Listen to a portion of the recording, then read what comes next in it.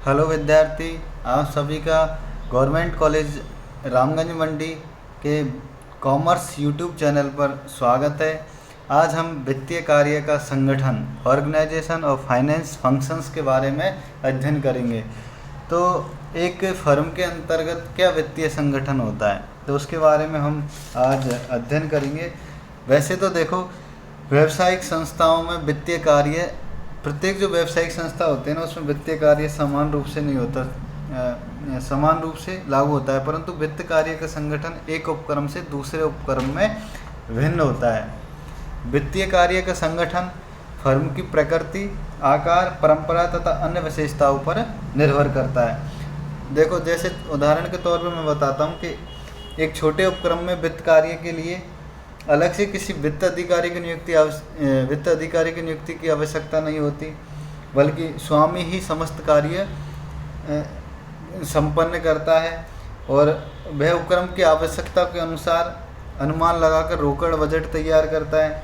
मैं छोटे फर्म की बात कर रहा हूँ ये, तथा उपक्रम के लिए आवश्यक कोषों की व्यवस्था करता है।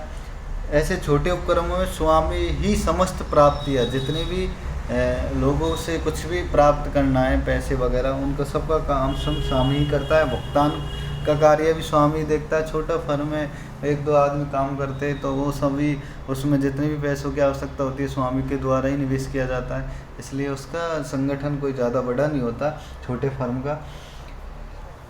प्राप्त बिलों की वसूली भी वही करता है, नकदी का प्रबंधन भी वही करता है।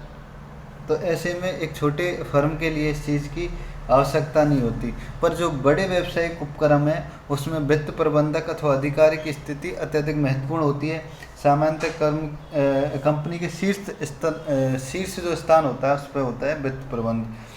तो इसलिए एक कंपनी का, एक बड़े निगमित उपक्रम का जो वित्तीय संगठन या वित्त कार्य का जो संगठन होता है, वो बड़ा ही महत्वपूर्ण होता है। देखो, उसमें सबसे ऊपर होता है अंशधारी, उसके बाद होता है संचालक मंडल जो उस कंपनी को देखता है। उसके बाद संचालक मंडल और प्रबंध संचालक के मध्य एक वित्त समिति का गठन किया जाता है, और प्रबंध संचालक के अधीन 4 प्रबंधक काम करते हैं। एक तो होता है उत्पादन प्रबंधक, जैसे प्रोडक्ट मैनेजर कहते हैं। एक होता है कर्मचारी प्रबंधक, एक होता है वित्त प्रबंधक फाइनेंशियल मैनेजर, एक होता है विपणन प्रबंधक मार्केटिंग मैनेजर। तो देखो, एक बड़े निगमित उपक्रम का जो वित्त संगठन पाया जाता है, वित्तीय कार्य का जो संगठन पाया जाता है, उसमें सबसे पहले होता है, ऊपर होता है अंशधारी, अंशधारी के नीचे होते हैं संचालक मंडल, और संचालक मंडल के नीचे एक वित्त समिति काम करती है, और वित्त समिति के नीचे होता है प्रबंध संचालक, और प्रबंध संचालक के अंतर्गत चार प्रबंधक होते हैं। वो है उत्पादन प्रबंधक, कर्मचारी प्रबंधक, वित्त प्रबंधक और विपणन प्रबंधक। अब वित्त प्रबंधक के अंतर्गत जो लोग कार्य करते हैं, वो कोषाध्यक्ष और होते हैं वित्तीय नियंत्रक, फाइनेंस कंट्रोलर। तो सबसे पहले कोषाध्यक्ष के नीचे भी जो लोग जो काम करते, कोषाध्यक्ष का कार्य क्या रहता है? बैंकिंग व्यवहार, रोकड़ प्रबंध, वित्त प्राप्ति या वित्तीय नियोजन, साख का प्रबंध करना, लाभांश का वितरण करना और पेंशन का प्रबंध करना, ये काम करता है कोषाध्यक्ष। उसके बाद वित्त नियंत्रक क्या कार्य करता है? जो वित्त नियंत्रित करता है, सामान्य लेखे या वेतन का चिट्ठा तैयार करता है। उसके बाद बजट बनाता है, कर प्रशासन का कार्य भी करता है, वित्तीय विवरण फाइनेंशियल स्टेटमेंट की भी तैयार करता है, आंतरिक अंकेक्षण का कार्य भी वित्त नियंत्रक के द्वारा किया जाता है, और अभिलेखों की सुरक्षा का कार्य भी वित्त नियंत्रक के अंतर्गत किया जाता है। तो इस प्रकार एक बड़े निगमित उपक्रम में जो वित्त कार्य का जो संगठन होता है, वो बड़ा ही जटिल होता है, और इनसे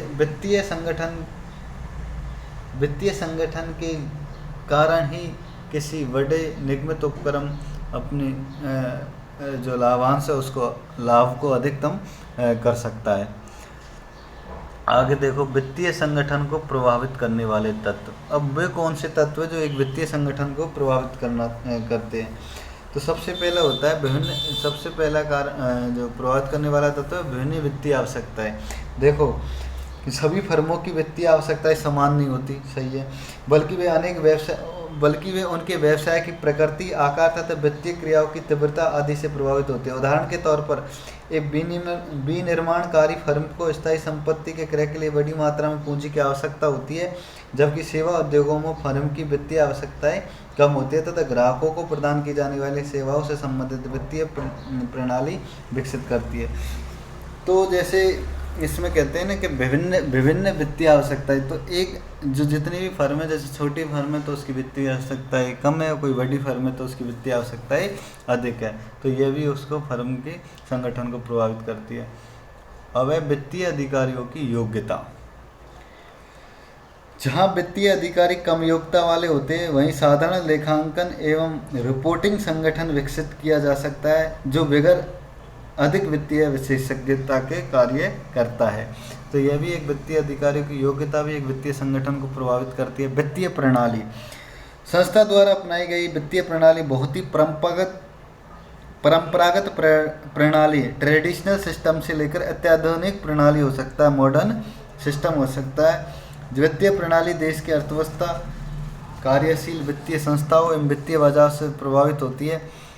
अतः एक संस्था को ऐसी वित्तीय प्रणाली अपनानी चाहिए जो देश के वित्तीय वातावरण के संदर्भ में संस्था की वित्तीय आवश्यकता की सुगमता से पूर्ति कर सके। तो यह भी वित्तीय प्रणाली या फाइनेंशियल सिस्टम भी एक वित्तीय संगठन को प्रभावित करता है। आगे देखो, एक आधुनिक वित्त प्रबंधक के कार्य, task of a modern finance manager. आधुनिक वित्त प्रबंधक के कार्य को 3 वर्गों में बांटा जा सकता है। सबसे पहला जो वित्त प्रबंधक के द्वारा जो कार्य किया जाता है, जो आधुनिक वित्त प्रबंधक के द्वारा, उसको पहले मोटे मोटे 3 भागों में बांट लेते हैं। क्या सबसे पहले क्या होता है? वित्तीय विश्लेषण एवं प्रगति जांच, फाइनेंशियल एनालिसिस एंड मॉनिटरिंग। तो ये वित्तीय विश्लेषण एवं प्रगति जांच का कार्य करता है। दूसरा जो उसका बड़ा जो वर्ग है वो है वित्तीय व्यवस्था, फाइनेंस सिस्टम। तो ये इसका भी कार्य किसके द्वारा किया जाता है? वित्त प्रबंधक के द्वारा। तीसरा विनियोजन, विनियोजन का कार्य भी किसके द्वारा किया जाता है? वित्त प्रबंधक के। जो इन्वेस्टिंग का कार्य है, तो ये जो मोटे तौर पर 3 वर्गों में बांटा गया है, प्रत्येक के अलग अलग भाग है। जो देखो, सबसे पहले वित्तीय विश्लेषण एवं प्रगति जांच में क्या आता है? सबसे पहले आता है 1 नंबर पे वित्तीय दिशाओं एवं निष्पत्ति का विश्लेषण, analysis of financial conditions and performance. तो वित्तीय दिशा और निष्पत्ति का विश्लेषण भी किसके द्वारा किया जाता है? वित्त प्रबंधक के द्वारा। देखो, एक वित्त प्रबंधक को किसी समय विशेष पर संस्था की वित्तीय स्थिति का विश्लेषण करके एक अवधि विशेष की निष्पत्ति का मूल्यांकन करना होता है। इसका निष्पत्ति का मूल्यांकन करना होता है। आगे देखो, दूसरा इसमें ही वित्तीय विश्लेषण प्रगति जांच में दूसरा जो कार्य है वो है वित्त प्रबंधक का वित्तीय पूर्वानुमान एवं नियोजन, फाइनेंशियल फोरकास्टिंग एंड प्लानिंग। संस्था का वित्तीय विश्लेषण करके निष्पत्ति का मूल्यांकन करने के बाद वित्तीय पूर्वानुमान करके वित्तीय नियोजन करना होता है। तो ये काम भी किसके? तीसरा है वित्तीय नियंत्रण। तो वित्तीय नियंत्रण का फाइनेंशियल कंट्रोल। वित्तीय नियोजन के बाद वित्त प्रबंधक को वित्तीय नियंत्रण करना होता है। वित्तीय नियंत्रण हेतु विभिन्न प्रकार के बजटों एवं प्रमाणों का निर्धारण किया जाता है। तो ये जो 3 मेनली कार्य किसके अंतर्गत किए जाते हैं? वित्तीय विश्लेषण प्रगति जांच के। दूसरा वित्तीय व्यवस्था। वित्तीय व्यवस्था के अंतर्गत भी वित्त व्यवस्था करना फर्म के वित्त प्रबंधक का महत्वपूर्ण कार्य माना जाता है। बिल्कुल। तो सबसे पहला इसका हो गया आदर्श सहयोग का चुनाव। वित्त प्रबंधक को संभावित उपलब्ध वित्तीय साधनों का अध्ययन करके विभिन्न साधनों का आदर्श सहयोग चुनना होता है जिससे पूंजी की लागत न्यूनतम रहे। तो ये तो है वित्तीय व्यवस्था के अंतर्गत।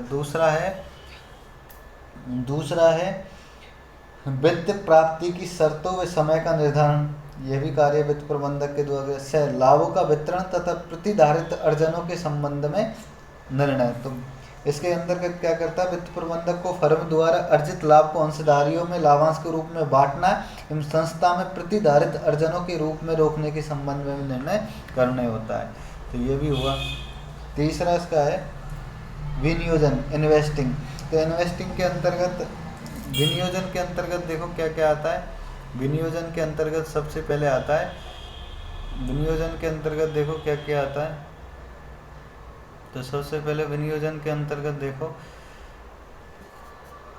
विनियोजन के अंतर्गत जो आता है, देखो विनियोजन में आता है चालू संपत्तियों में विनियोग का निर्धारण करना। यह भी चालू संपत्तियों में विनियोग के निर्धारण का कार्य भी वित्त प्रबंधक के द्वारा किया जाता है। दूसरा, पूंजीगत परियोजनाओं के चयन के संबंध में निर्णय, पूंजीगत परियोजनाओं के चयन के संबंध में निर्णय। तीसरा, पुनर्संरचना निर्णय, पुनर्संरचना निर्णय का कार्य भी किसके द्वारा किया जाता है, विनियोजन के द्वारा। उसके बाद